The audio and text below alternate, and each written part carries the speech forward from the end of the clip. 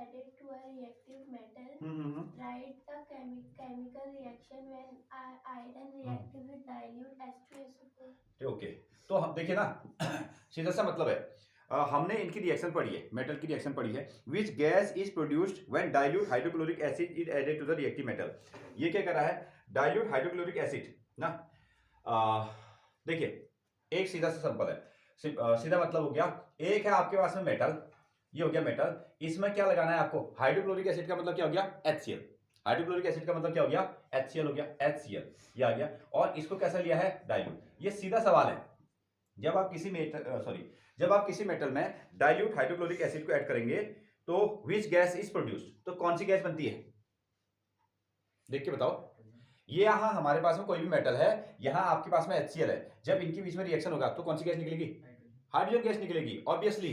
ये तो हमको हाइड्रोजन बनाने का तरीका भी है ना, हमारे पास में मेटल भी है, हमारे पास में एसिड भी है, हमारे पास में मेटल भी है, हमारे पास में एसिड भी है, और हमको क्या चाहिए, डिफरेंट पर्पस के लिए हाइड्रोजन चाहिए, अलग अलग पर्पस के लिए हमको हाइड्रोजन चाहिए। तो कहां से लाएंगे, क्या करेंगे, हमने तरीका देखा, हमने इन दोनों के बीच में जब रिएक्शन करी तो ये क्लोरीन यहां से साइड हो जाएगा और क्या निकल के आएगा, हाइड्रोजन गैस। क्या निकल के आ जाएगी, हाइड्रोजन गैस। बिल्कुल सीधा सा क्वेश्चन है। मेटल की जब एसिड के साथ रिएक्शन करते हो तो उसका आंसर क्या आता है, बाहर कौन सी गैस आती है, हाइड्रोजन गैस। खाली आपको भ्रमित करने के लिए कहा गया है।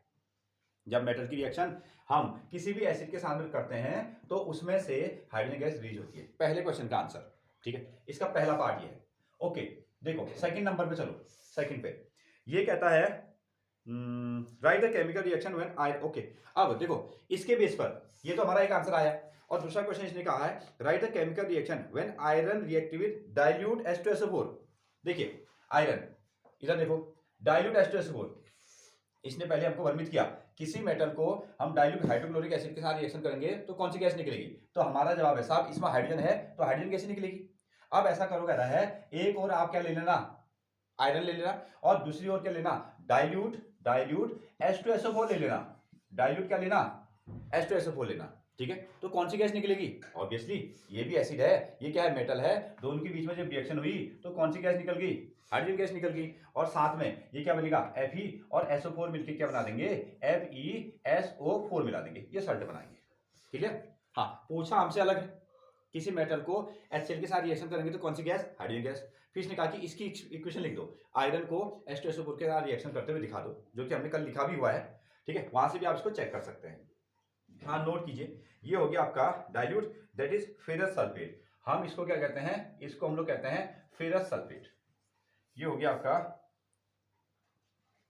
Ferrous sulphate, which is named as ferrous sulphate, ferrous sulphate. और फिर से क्या मिली आपको, हाइड्रोजन गैस बनी, फिर से हाइड्रोजन गैस। ये है आपका क्वेश्चन नंबर 4 ना, सॉरी ये कौन सा है, क्वेश्चन नंबर 5 है। फिर से आपसे यहां आपको इक्वेशन पूछी गई है, इक्वेशन इसने कहा what would you observe when zinc is added to the iron second sulphate. Iron second sulphate क्या मिलाना है, देखो क्या मिलाना है, जिंक मिलाना है। तो जिंक का फॉर्मूला क्या हो गया आपका, Zn। जिंक को देखो इधर, जिंक को आप कैसे लिखते हो, Zn के फॉर्मूले में लिखते हो। इसको किस में मिलाना है, इसको मिलाना है iron second sulphate, iron second sulphate, iron sulphate simple क्या हो गया, आयरन सल्फेट हो गया। आयरन हो गया आपका Fe और सल्फेट क्या लग गया इसमें, SO4, क्या लग गया, SO4। अच्छा, यहाँ आपको आयरन सेकंड सल्फेट का मतलब क्या होता है, जहां आपको ऑक्सीडेशन नंबर क्या होता है, 2।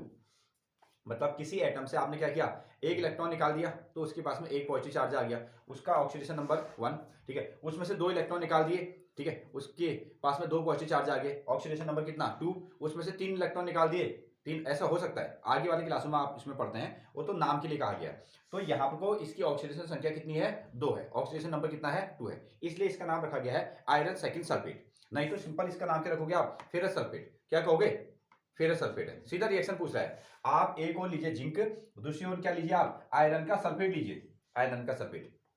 कभी तो आपको कभी तो आपको क्या कहेगा, ये रिएक्शन भी पूछेगा, सुनो, कभी रिएक्शन भी पूछेगा, क्या ये रिएक्शन पॉसिबल है, ऐसा सवाल पूछेगा।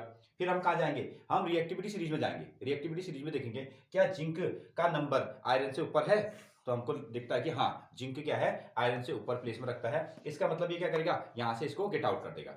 अगर ये यहां से इसको गेट आउट करेगा तो क्या बनेगा इस पर, ओके हाँ, इस पर क्या बनेगा, ये यहां से इसको हटा देगा तो खुद यहां को बैठ जाएगा, तो क्या बनेगा ZnSO4, जिंक का सल्फेट बनेगा। और ये आयरन को यहां से इसने हटा दिया, दैट इज कितना मिल गया आपको Fe, ये कितना मिल गया Fe। क्लियर हो गया। ये क्या चीज है, ये होता है आपका जिंक, और इसको आप क्या कहते हो, फेरस सल्फेट। इसका नाम क्या है, फेरस का सल्फेट, फेरस का सल्फेट। तो फेरस का सल्फेट, अब वो जो 2 कहा था ना, आप चाहो तो इसको यहाँ को 2 लिख सकते हो, यहाँ आपने 2 लिख दिया, ये हमको बताता है कि यहाँ इसकी ऑक्सीडेशन नंबर कितना है, 2 है। ओके, इसने क्या बना दिया, इसने बना दिया है जिंक, और साथ में हमको क्या दिख रहा है, जिंक दिख रहा है सल्फेट। जिंक कैसे दिख रहा है, सल्फेट। और ये हो गया आपका आयरन, ये आयरन अलग आपने इसमें से कर दिया, आयरन को इसमें आपने अलग किया। ओके, ये है सॉलिड, और ये क्या हो गया आपका एक्वस, और ये भी क्या है इसका एक्वस। और सुने, ये इंपॉर्टेंट चीज, अगर हम लोग इसको प्रैक्टिकल करते और बेहतर इसमें आ जाता है, और बेहतर आता ना, हमको समझ में आता, हम लोग देखते, लेकिन हम प्रैक्टिकल तो कर नहीं रहे हैं। तो इसका जो रंग होता है ना, इसका रंग होता है आपका लाइट ग्रीन, इसका जो रंग है वो लाइट ग्रीन होता है। और जब फेरस सल्फेट का रंग हल्का सा हरा है, उसमें जब आपने जिंक मिलाया तो आयरन को यहां से हटा दिया, तो जब आयरन को यहां से हटा दिया तो ये कैसा बन गया आपका, कलरलेस। इसका क्या हो गया, रंग भी उड़ गया, कलरलेस बन गया, जो मटेरियल है वो कैसा है, कलरलेस है। तो अगेन